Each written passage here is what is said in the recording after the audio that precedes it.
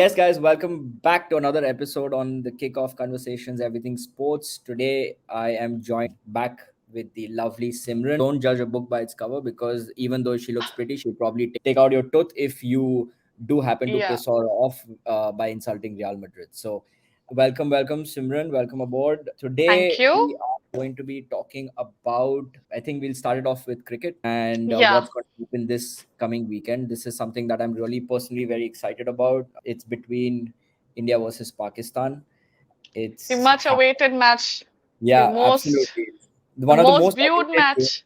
match. It's I think it's one of those derbies that people are fairly aware of People internationally. break their TV for. Pretty much, I think it's for us Indians. It's something that we feel that we're going to war with, right? India versus Pakistan holds a very special place in my heart. I think the first time I started watching cricket was India versus Pakistan with my father.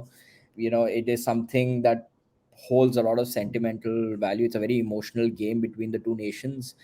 Something to, of course, look forward to. Like actually let you know. I don't know if you know about this, but this kind of shocked me too, and I think it might shock you as well. But out of the number of games that have been played between India versus Pakistan has won 88 games. And India having to beat them only 72 times. So that's something that's sad to see. But I mean, अभी है तो है, सच है तो है, अभी सच्चाई कड़वा लगता है, right? So But we do have good stats in the Asia Cup, I guess. yeah, that's what even I read. Asia Cup mein we do hold a pivot role in dominating the whole tournament. We've done well in the past as well. This time it's the ODI series because they play it in T20 and ODI Yeah, format, and this time because the World Cup is coming, so they are playing it in the ODI format, and India has like won the Asia Cup six titles, six times with the right. ODI format. So Oh, wow. let's hope for a seventh. Fingers crossed. I really look forward to India versus Pakistan. I do want India to give them a solid battering. I don't want Pakistan to win, but you can never tell. It's a very high emotional intensity kind of a game where tempers are high, tension is high. Uh, there's a lot that's happening. So this is one game definitely that I'm going to be looking forward to this weekend. Before we move on to the next set of games for the weekend, I want to talk about something that has really affected us, and it has affected me emotionally as well when I've when I came across something like that. It is the racist insults we faced during the Durand Cup for between Northeast United and East East Bengal. Bengal. The East Bengal fans actually were very discriminating. They made a lot of racial slurs and slangs, and something that I don't think anyone accepts of. And given this time and era where we live in a period where racism is something that we don't accept. Uh, I think in India, people, you know, we don't understand racism as much as how much it can affect someone else. But would love to hear your thought on it. See, racism is actually very deep rooted in our society. And I wouldn't say that our Northeast is excluded in that. In our communities, also, racism is very deep rooted. But what we do is, as we progress into the future, as a progressive society, we try to consciously not indulge in that. We try to consciously avoid that. And as a Northeastern, I have seen people from our states suffer racism in the North Indian part of our country, and it's really sad actually. Me also, as I studied in North India, I also faced one or few incidents like that, Hmm. and it's actually really sad, and especially during a football match.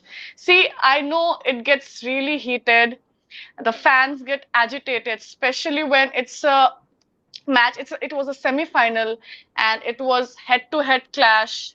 There were fouls going on, red cards being thrown, and the fans also got really, really hyper.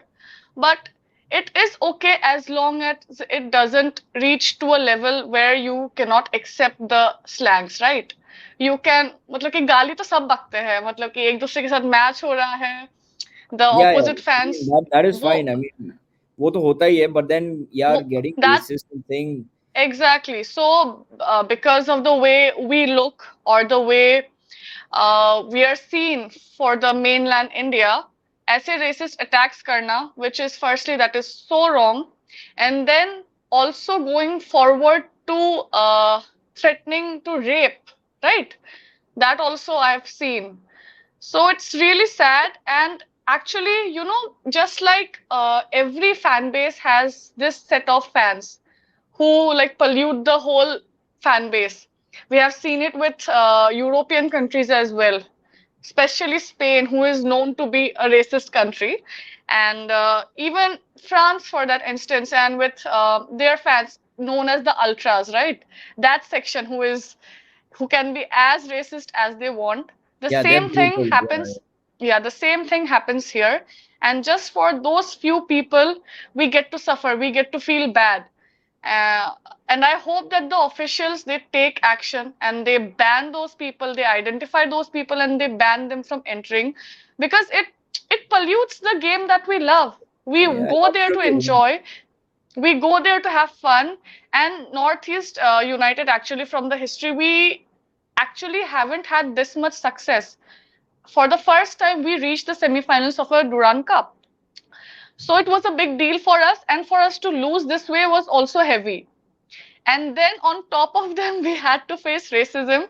So yeah, it wasn't very nice. It was really, really bad for us. But anyways, it was actually more about the rivalry between Mohun Bagan and East Bengal, I feel.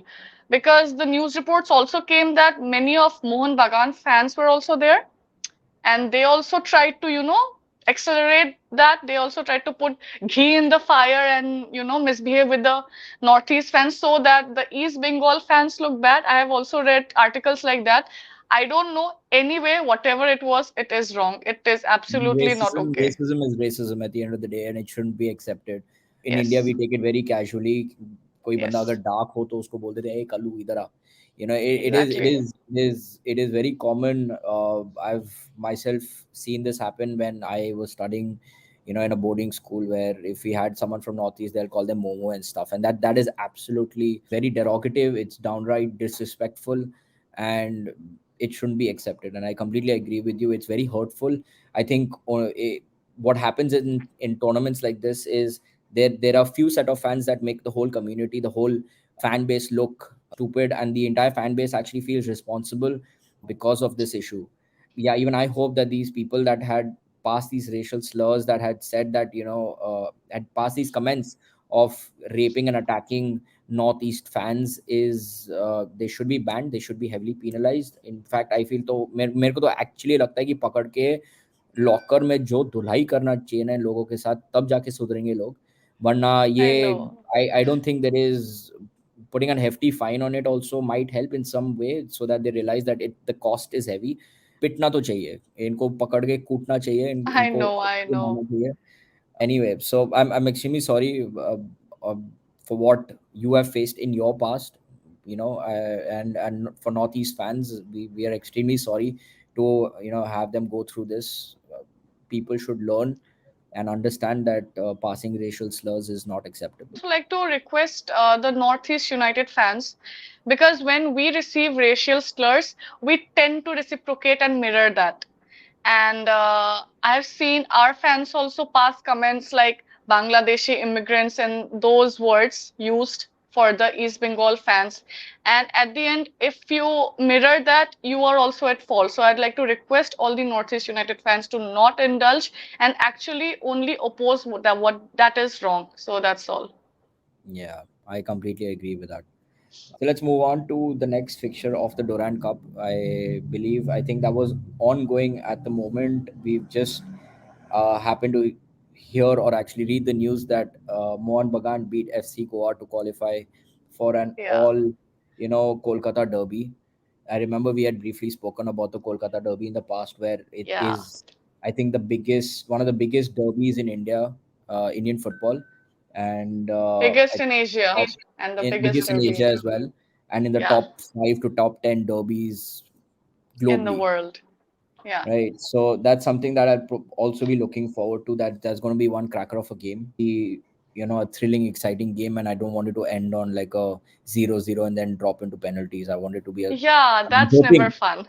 Yeah. hoping that it is a thrilling game. And to be honest, the way Mohan Bagan actually battered Mumbai City, I hope that they actually go on to beat East Bengal as well. Okay, Mohan but Bagan. yeah, Sorry, but go ahead. and actually there was a controversy in today's match. I just saw right now that in the first half, Goa had scored the first goal, and then there was a foul just outside of the D box, just outside of the D box, which like with better technology, as we don't have that technology that we should, it was a free kick.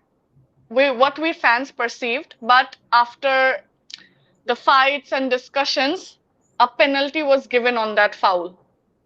So there Okay. will be a lot of controversies. There will be a lot of drama, especially from East Bengal fans who like the rivalry between them is so deep they actually hate each other. There is Yeah. no rivalry, there is hate. Just like Real Madrid and Barcelona, we hate each other. Like there is this particular hate, the same goes for them. And so the controversy is going to be high and soaring at the now for them. Right. So I think that's one game in terms of aggression, tension, Yes. temperament. It's all going to be high during the It's All Kolkata Derby. So yeah, let's move on. I don't think we have much time, but I just would like to highlight a couple of things. We had the Carabao fixtures, that were played yesterday. The second round happened, and now we moved on to the third round. The third round fixtures have come out.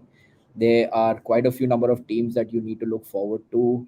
Uh, I think the bigger teams have fumbled against the smaller, lower league division teams. Even Chelsea, for that matter, we conceded a very early goal due to a penalty in the first half, and within the first half, we managed to equalize. But having to stumble against a team like AFC Wimbledon is not something that um, you know uh, we should be worried about. But it did look worrying at that point. Pochettino at the sidelines was screaming. We I as a Chelsea fan, and in fact a lot of other Chelsea fans that I was actually talking to last night did not get to see the game. We could only hear the commentary because we did not get broadcast rights apparently. So we did manage to win the game. We managed to scrape through, but we could have scored a lot more. But I'm just saying these bigger teams are stumbling and fumbling up, against smaller teams, which obviously is the beauty of football. That's how football should be. It should be unpredictable, and that's what we look forward to, right? yeah, But that is the story of my club also. Like we win against big teams easily, but we always fumble against the small teams. smaller So ones, I know that feeling. absolutely. And last but not least, I'd probably want to, talk about the UEFA Champions League fixtures. We are Yeah. very, very close to the draw, and Yes. I would like you to take it forward and tell me what do you think would be the best group that we can see happen. What group would turn out to be the group of death? What do you think would be another, if not Group D, what other group might become, a possibility of a good, um, you know uh, session of football? The UCL draws always bring so much of excitement for us. We just sit and wait for our club to see which group we get into. And this time we have got pots 1 and 2. And pot 1 has Manchester City, Barcelona, PSG, Napoli, and Dortmund, the big teams I'm talking about. And pot 2 has Bayern, Real Madrid, Manchester United, Inter Milan, Atletico. So there is a chance that the big teams will collide in the group stages. And as you said, Group D, the group of death. I guess the group of death this time will fall upon us, and we will be facing the consequences with Real Madrid and Manchester City. They might be in the same group, or PSG for that matter. We can Okay. be in the same group along with Shakhtar. We haven't had good what good stats against Shakhtar. So I'm not looking forward to that. Hmm. And so yeah, I don't know. Let's see when the draw comes, we'll get to know.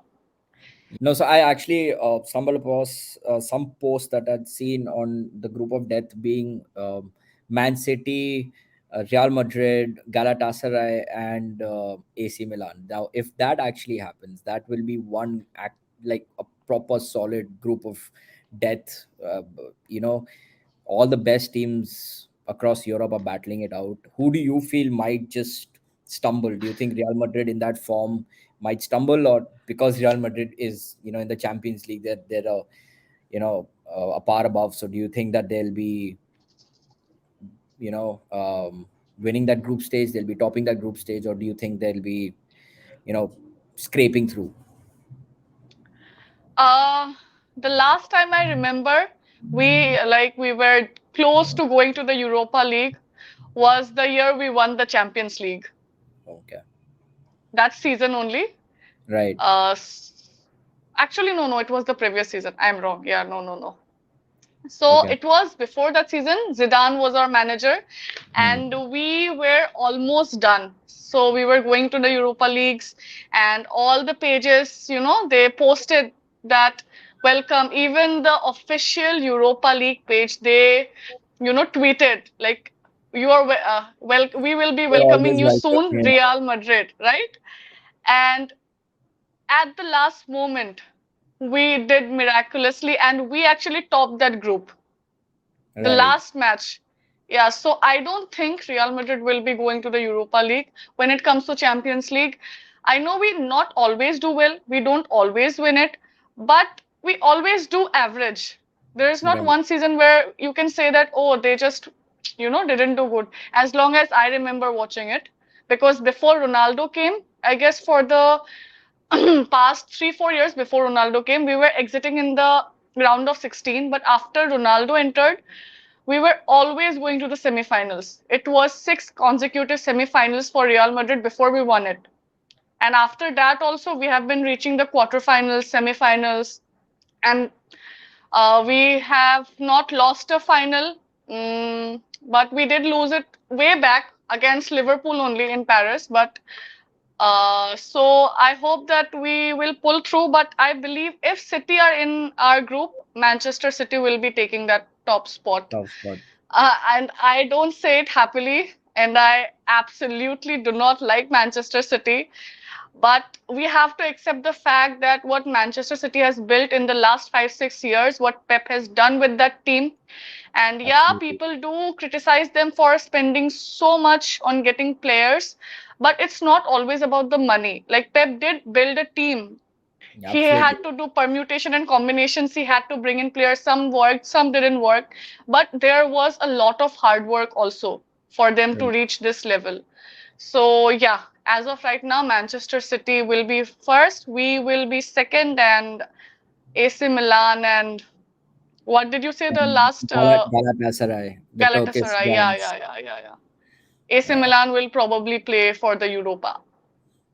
Wow. Okay. So that'll be interesting. I'll probably Yeah. take your word for But it. but We but hope. I'm hoping that this doesn't happen. I'm hoping and praying for that. Yeah. I mean, if it were PSG or Man City as an option, I'd probably take PSG. Yeah, yeah, yeah. It makes things PSG a lot any day. easier if I was Real Madrid. Yeah. Yeah.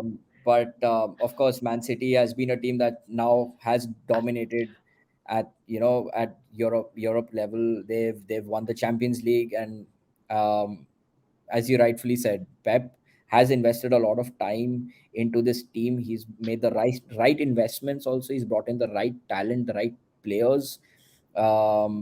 If players are not suiting his style of play, or uh, they show even a bit of ego, he throws them out. He's Yeah. been ruthless that way.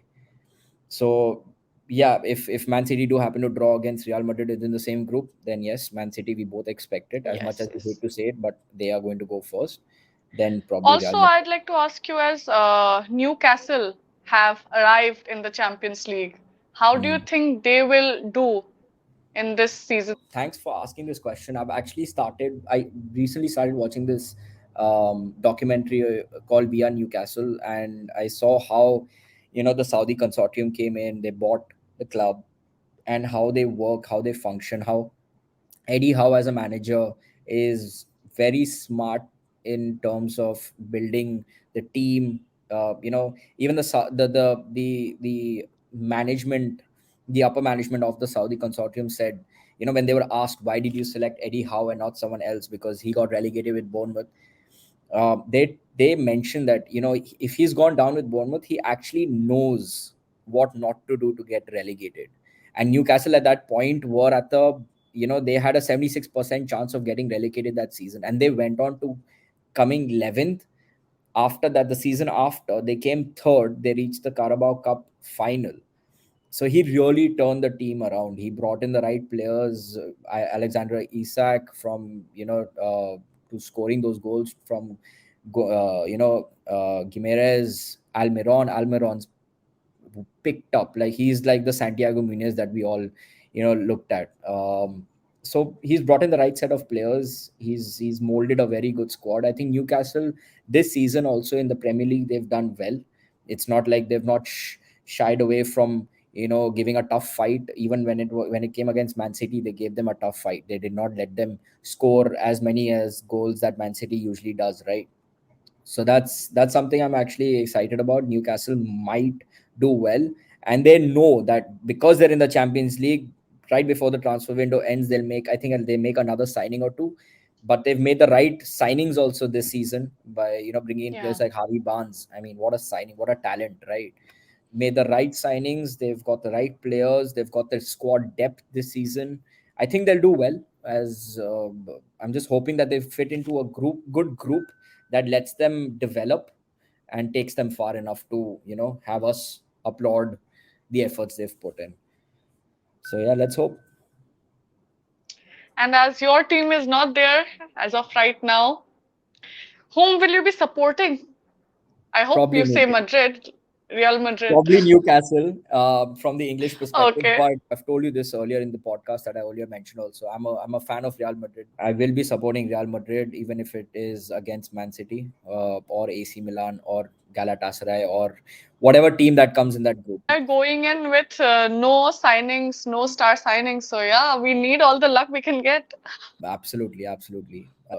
Last but not least, I just want to go back to that racism bit. I want to Yeah. make things clear, guys. It is not okay to pass racial slurs like that. And do not defend Especially it. and absolutely do not defend it.